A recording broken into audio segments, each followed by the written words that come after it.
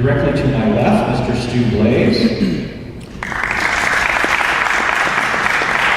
And seated next to him, Darcy Kinsey. And then we have Lisa Sobek. And Neil Winter. So the candidates have been made aware of the ground rules. I will just go over this real quick so you'll understand how this is going to work. And Neil, you got up here a minute late. We're going to ask the candidates to all stay seated when you make your comments. And so we have 2 microphones up there, so each 2 of you will just have to share the mics, but I don't think we'll have any problems with the sound system like we have had sometimes in the past. Okay, each candidate will be allowed 2 minutes for an opening statement and 2 minutes for a closing statement. For the remainder of the program, I will ask them questions that have been submitted by our readers.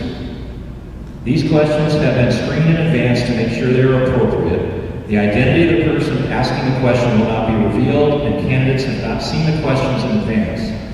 No questions will be allowed from the audience. We ask you to show respect for the candidates at all times. Candidates will be allowed 90 seconds to answer each question in the question and answer portion. And as I say, we've got the clock here that should show how much time we have left, so that should go fine.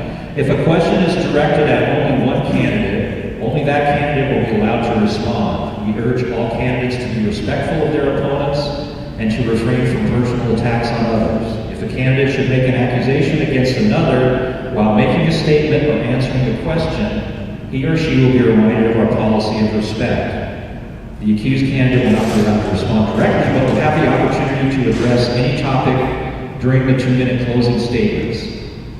The forum will not go past 9 p.m. It might be done by 8:30. We'll see how it goes, and we will have a video on our website, I hope, within no more than 2 days. We'll see how that goes as well. At the end of the program, the candidates all have tables set up in the back, and they will be happy to meet with you. You can speak with them individually afterwards.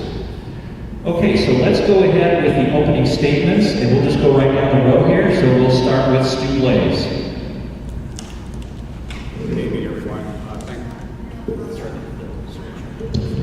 There we go. Good evening, everybody. Thanks for coming out. It's been going on 2 months now where we have started this campaign, and all of us are obviously extremely passionate about Menifee.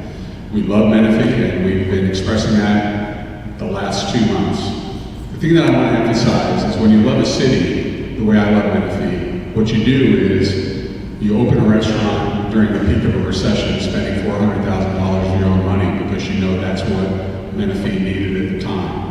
What you do is you get involved with the city and you get involved with the school district because you're passionate about Menifee and you're passionate about the city and the people in it. You get so involved with the school district, like other businesses and other individuals that are involved for years on end, they call you a partner in education. And I'm very proud to have that title with the Menifee Union School District.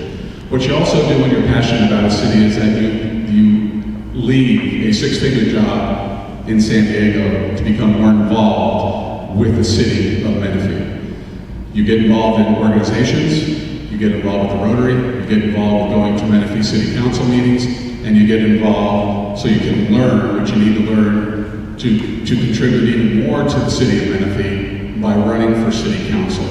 That's being passionate about the city of Menifee and the people in the city of Menifee. I enjoyed serving people for 5 years after we opened the restaurant at the peak of the recession, and I'm going to continuing to enjoy serving the people of Menifee once I'm elected and for the next 9 years to come. I appreciate it and thank you very much. Okay, thank you, Stu. And next, we have Darcy Kinsey. Good evening, Menifee. My name is Darcy Kinsey. I've been a resident here in this fine city for 23 years. I've raised my 3 daughters here, and my husband Tom is here tonight with me as well.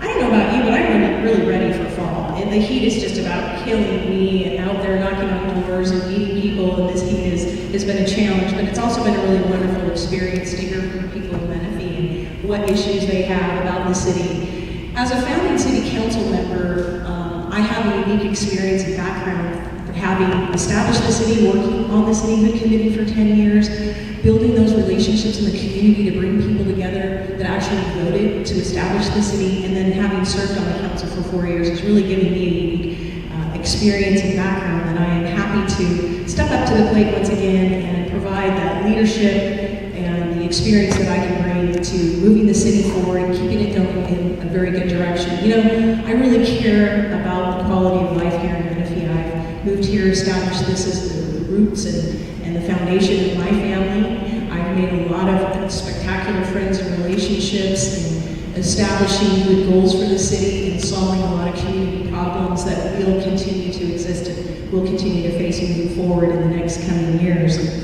So it's with that experience and relationships that I have through the community, I feel that I can be the best representative to fulfill the one-year term. So thank you all for coming out tonight. It's nice to see all of you. You care about the outcome of this election. I see many friendly faces out in the audience, and I think it's wonderful that you've all showed up to take an interest in what's happening in our city. Next we will hear from Lisa Sobek. Good evening, and thank you for coming out tonight. Thank you, Menifee 24/7, for hosting this. My husband and I and our 3 children moved to Menifee 26 years ago from Riverside as a place to raise our family. From the minute we got here, we were involved in the community, whether it was with our church, whether it was with the Parks and Recreation, the school district, and many other nonprofit organizations. Our children are now grown, and 2 of our children have come back to Menifee to raise their children, 7 of our grandchildren. Since when we moved into Menifee in the Lusk area, the slogan was, Menifee, a town of a lifetime. It has been that for us. 3 years ago, our mayor, Scott Mann, appointed me as his planning commissioner. He said to me, you are a person in the community that people look up to. Our dear council member, John Denver, last year came to me in the fall and asked if I would help with a community project in Romoland. He said, you're a person and a leader that gets things done. I am just honored to be endorsed by our council member, Greg August. And then our dear council member, Wallace Ellington. He wrote a letter before he passed, listing 3 people's names of who he would like to be appointed to serve as the next council member. My name is one of those people. The other 2 are good men in this community who do serve our community. I love the town that I'm a part of. I love the people. You come to love the people you serve, and for 26 years, I have served the people in this community. I ask you to consider me, Lisa Sobek, as your next city council member on November 3rd. Okay, thank you, Lisa. And now we'll hear from Neil Winter. Thank you. Yes, Neil Winter, and I'm not going to go through my bio or how long I've been here. We can talk about it at the table in the back. I want to talk about issues for the time being. When I get into this position, I will lead by doing, not by delegating. That's the first thing that I have on my 5 items right here. The second thing is we all want to have public safety. And public safety is done when you do it in combination with the city council and the citizens. We need to work together to make the city safer. Third is, we hear a lot of words about attracting business. That's not the way you do it today. You have to go out and get it. Stu and I were at an NAACP meeting last week. Paris wants businesses to come to their city. Murrieta wants businesses to come to their city. So at this point, we are in a very competitive mode, and we need to find the right industries to bring into our town. Next item, we need to do things differently. We've been doing things the same way. We're following a great general plan, by the way. It is a fantastic general plan. But when I'm on the street, my wife and I, for 6 hours a day, I'm talking to homeless people, I'm talking to senior citizens, I'm talking to people going by their cars and yelling out what we need to do. And we need to take action on those things, because these little pieces build and grow and make things difficult. So we have to start taking care of these and not putting them in the communities to let them die. We have to focus on these things and get them done on a timeline. The last thing is communication. The city is doing some wonderful things. The citizens don't know it. They don't have enough feedback from the district council people. That's what I want to do, is when I get in this position, is to be able to get out there and on a regular and constant basis give honest feedback to the community, so you're totally involved. Thank you. Okay. Thank you, Neil. Now,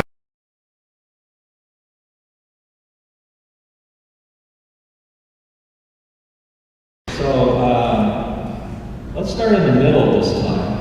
Let's start with Darcy answering this question, and then we'll go from there. Question is, many times candidates tell us what they will do if elected.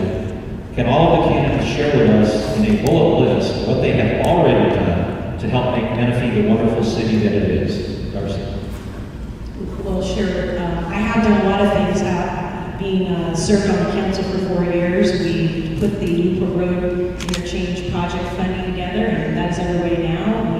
We've got the Holland Road overpass in the works. That's on right now. The extension for Newport Road was funded and built. I personally championed building a skate park at Audie Murphy Ranch for the kids, and adding more police patrols on the street, motor cops. We added that in one of our earlier budgets. I think one of the bigger things that was done right at the beginning of being a city, which was really key and really important, and that is establish a reserve.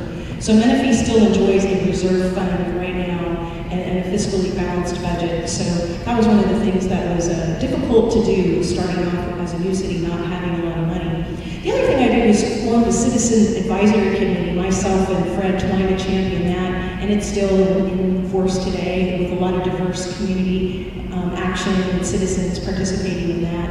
And I'll continue to champion law enforcement. That is my #1 priority. Our growth in the city hasn't kept up with the law enforcement deputies that we need on the streets. We've seen a little bit of an increase in vandalism and some petty crimes, and that's my #1 goal, and I will deliver on that. Thank you. Okay, thank you. Let's go to Neil next for that same question.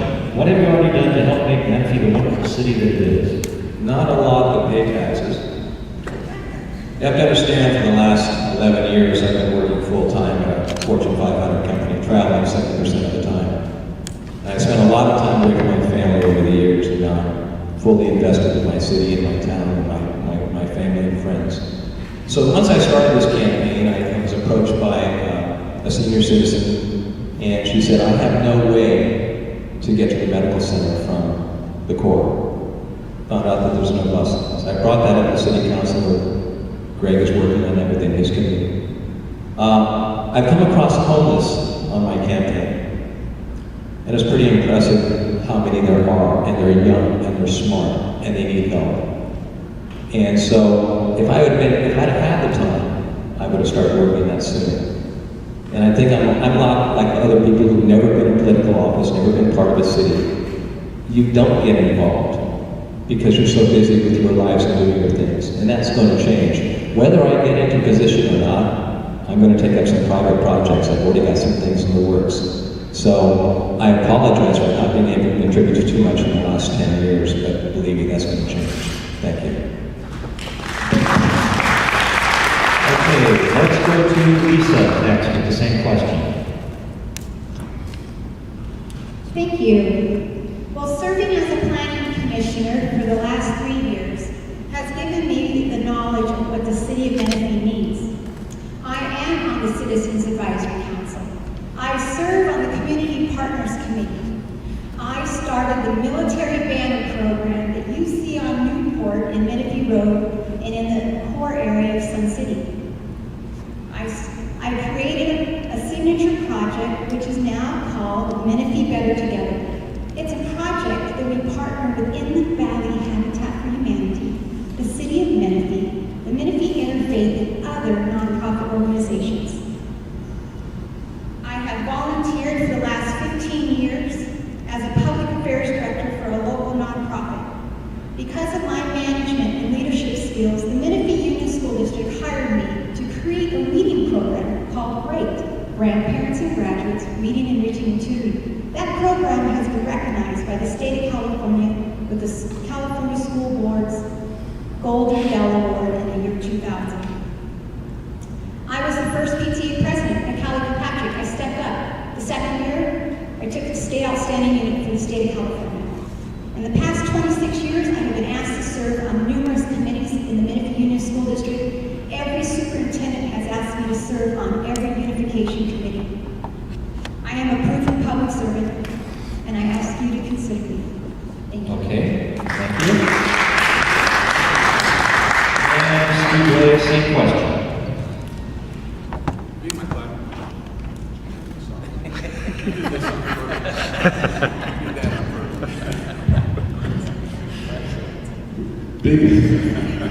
I'm sorry. Being a businessman, and that's obviously what I'm running on, not being a politician, being a businessman. I talk about opening a restaurant, employing 32 people that were unemployed at the peak of the recession, paying a lot of sales tax to the city, doing things for the schools, which I mentioned, which I continue to do year over year. I belong to the Rotary Club, I'm president-elect, I do the Mayor's Ball, I do the Menifee Motor Madness. I've been told by John Denver, the city councilman, that our restaurant actually helped put Menifee on the map, which was an extremely nice compliment. Because I put of Menifee in it, and people from all over, not just in Menifee, came to the restaurant, which I'm very proud of. What I'd really like to focus on is not what has been done for Menifee. I think we need to move forward, and I think we need to talk about what is going to be done for the city of Menifee moving on. We've had a great birth. We're only 7 years old. We have a lot of years left, and I want to be a part of making sure that Menifee moves forward as successfully as it has been with the city plan, with the things that are in place, and with a businessman's point of view on how to continue to have these things happen. Let's move forward. Let's make Menifee the city of a lifetime, since that's what we are today. Okay, thank you.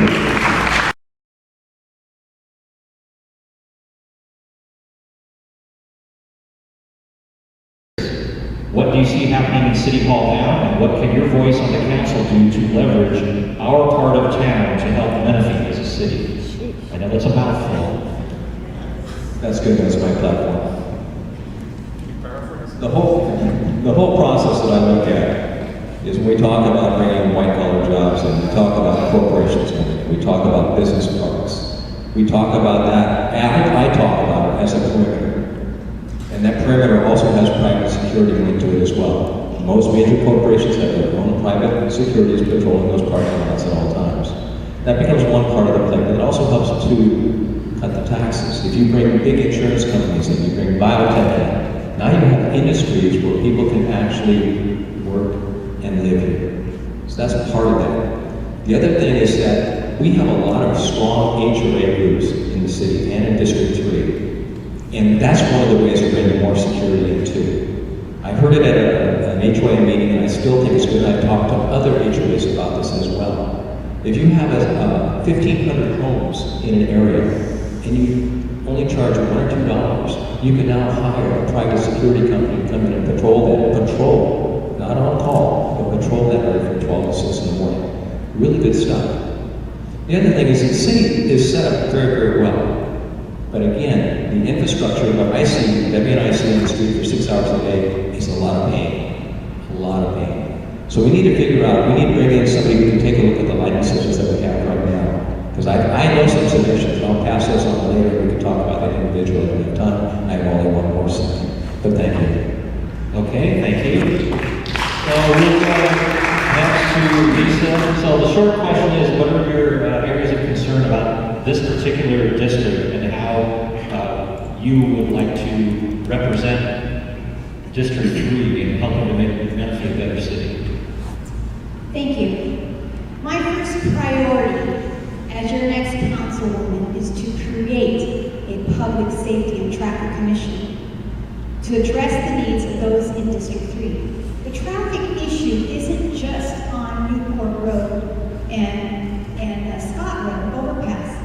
They are in the neighborhoods where the people are driving down maybe Antelope Road at 50 to 55 miles an hour and turning into a neighborhood that is 25 miles an hour. It is on Scott Road where neighborhoods back up to Newport when it was a rural area and there's a flimsy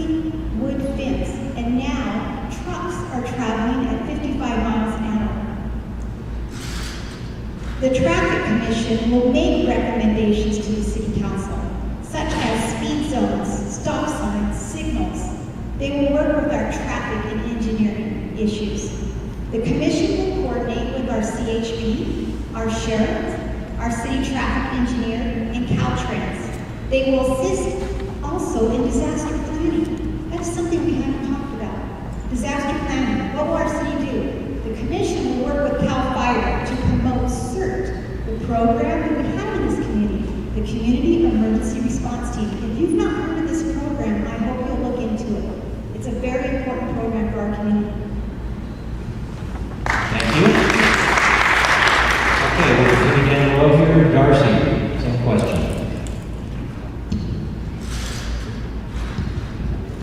Okay, I will answer that by saying, you want to know what specifics that I can do getting on the council. Well, first and foremost, what I would do is we can say we'll bring jobs, but what are you going to do to get the jobs to come? I would meet with the commercial industrial realtors and find out who's interested in coming to our community. What do they want? What square footage do they need? And figure out if we can actually build something or expedite building something to put those businesses in. I would develop a fast track program to get them through the process more quickly so they can get up and running and get those jobs into the community. I would empower the staff and add more staff to work on these issues and have those meetings and do the research that we need to find out what businesses are interested in coming in Menifee. And then the other thing that I would do that's important is we, as a 3rd district, are on a rural buffer. And on our eastern boundary is the county, and development is encroaching. I believe that we need specific rural design guidelines that will respect and protect the existing rural community and provide the trails and the setbacks that we need on a specific level so that the community that I live in and that my neighbors want to protect will be protected indefinitely. Thank you, Darcy. And we'll hear from Stu on the same question. District 3 is a very interesting district because there's a lot of open space for development. The city plan has a lot of plans for District 3, and from what I've seen, it looks fairly decent. I think it's important that we do get white-collar jobs in the area, and I think District 3 has the room to do that. I think it is important that we know that the Loma Linda Hospital is continuing to build. There's a Kaiser that's going in, so we do need to fast-track some land to make sure that we can get white-collar businesses in those areas before any other city does. That's important. I think it's very important that we have mixed-use land, like it's going to be in the town center, so we can keep our kids here so they have affordable housing. I think safety has been a big issue in District 3. I read on Menifee Lakes blog where you have shootings, and we had an issue with McDonald's just the other night.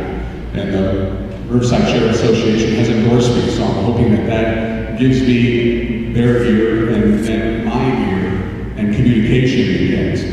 One of the things I asked when I was going through the endorsement process was, how many council people come to your meetings? How many council people talk to you? How many council people tell you what we really need? And the answer was none. And that's not what I'm going to do. Every meeting that the Riverside Sheriff Association has is I'm going to be there. They're the professionals. They're the ones that need to take care of us, and they're the ones we need to communicate with. Okay, thank you.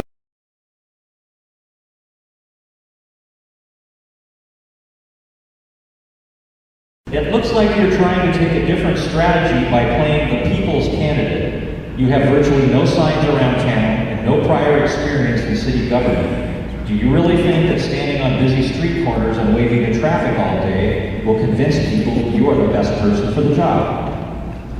Yes, I do. And one of my competitors thought it was a good idea on a Monday night. But yeah, I do seriously think it's best to do it that way. I talk to people, 24 signs on an intersection. That's a little crazy. Get out and see the people. I tell you how many people honk at us, wave at us, roll down their window and say, "Is that you?" And I say, "Yes." And they say, "You have my vote."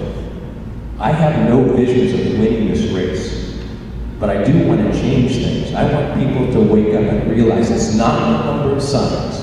It's not the number of banners that should win an election. They should be able to see that candidate out there working every day.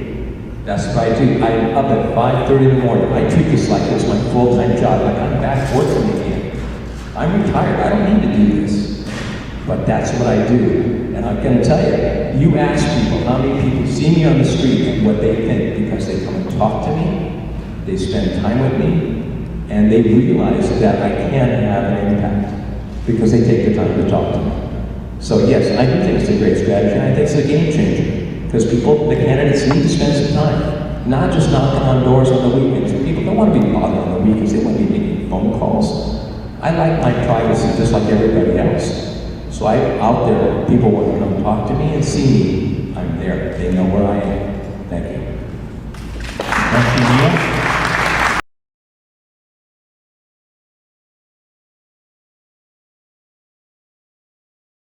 City of Menifee logo, and do you believe use of the logo in your campaign literature will unfairly sway the election in your favor? The answer to that is absolutely not. I'm very proud of Menifee, and I thought the logo was kind of cool, so I put it on my paperwork. This is what we were given when we went in to get papers. Once it was called out on the logo, I went through this with a fine-tooth comb. There's nothing in here that says anything about using the city logo on anything, whether you can or whether you can't. Another thing, which because I knew this question was going to come up, here's where I had it, or had it. I had to put a sticker over it before I got new ones printed. There's an American flag on here too. Nobody asked me if I was implying that every American in all 50 states was endorsing me. So I don't understand what the issue was. I do understand now that it was something I wasn't supposed to do. I wasn't aware of it. It was fixed within an hour of being called by the city clerk. And it will never happen again. At this point, it's a non-issue.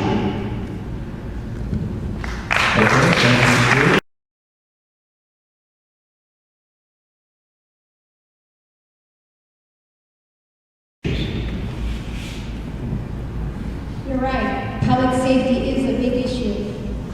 And the city manager and city council will review and explore all avenues to provide the highest level of services to you and our citizens, young and old. Can we become creative? You bet we can. The Sheriff's Department has a program called Crime Watch. Do we need to expand that program and make a community police team? There's a program out there that is actually where they can get trained. We may have to do that. What about Neighborhood Watch? That's another program that our Sheriff's Department has. How many neighborhoods have Neighborhood Watch? I will let you know, as I have walked around meeting neighbors, meeting people in my community for the last few months, there's one neighborhood that on every window had a Neighborhood Watch sticker. You know what that told me? These neighbors look out for each other, and it was an immediate deterrent. I will, as a council member, I've already discussed this with my husband, go around to every HOA and community and have a Neighborhood Watch meeting with our sheriffs to get our citizens on board with Neighborhood Watch. We can do it. If we all do a little bit, you know what? A lot can get done. Let's go to Stu next, and I'll just read it again. With public safety currently at 64% of the city's budget and growing, what actions or solutions would you propose to the council to solve long-term funding issues?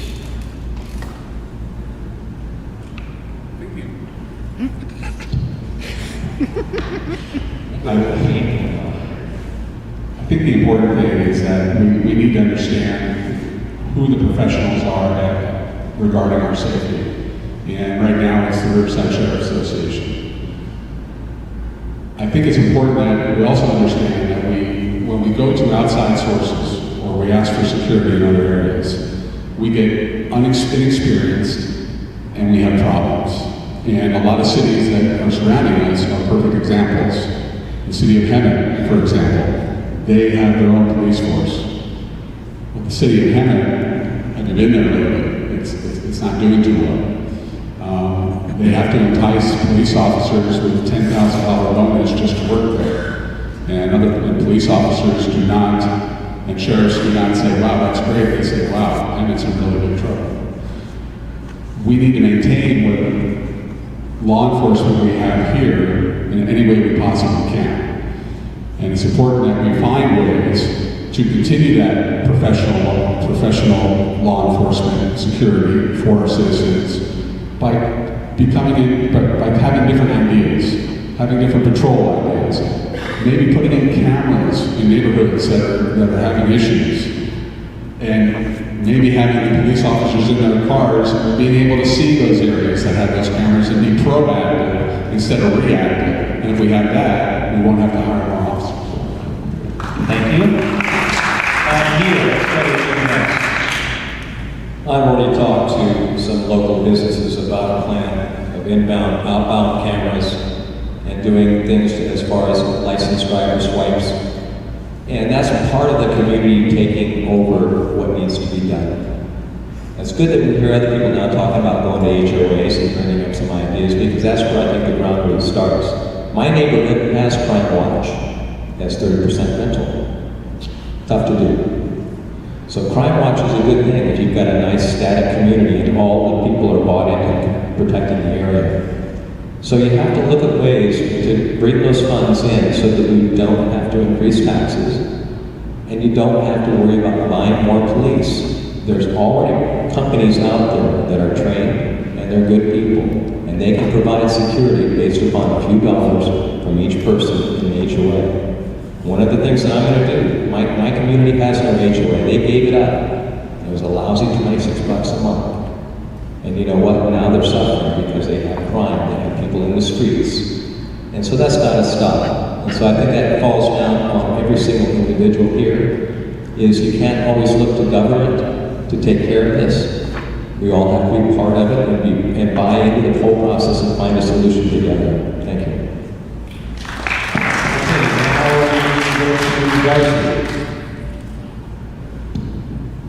We don't have a quality issue with our law enforcement. The Riverside Sheriff's Association is one of the largest professional organizations that provides law enforcement services in the state. They do a wonderful job.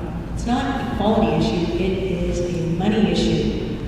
We cannot sustain the ongoing increased costs of law enforcement. It's just a fact of the contracts. And there's two things that I'm going to be watching very closely. One is the request for proposals that has just been issued, that is multiple cities looking at how it would be, what the cost would be to form their own joint powers authority to provide their own law enforcement services. The other is an audit that the Board of Supervisors has asked for the Sheriff's Department to see if there is any cost savings that they can do internally within the county as far as administration and try to rein in those costs. Outside of that, the only thing you can do is get more revenue. That means fast-tracking businesses, increasing the amount of sales tax revenue that's generated here in Menifee. We can shop Menifee programs, implement incentives for businesses to come here so that we can get those revenues. And those are the things that I would do in order to ensure that Menifee is a safe city. Thank you.